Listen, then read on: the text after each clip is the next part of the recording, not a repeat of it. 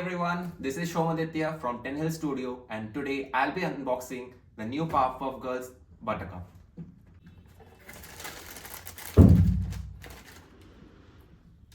Now, coming to this shoe, one of the most important features is its reflective lining all over the shoe.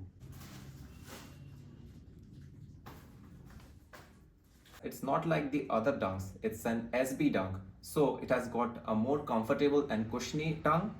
Along with the tongue has got a luxe jacquard knit.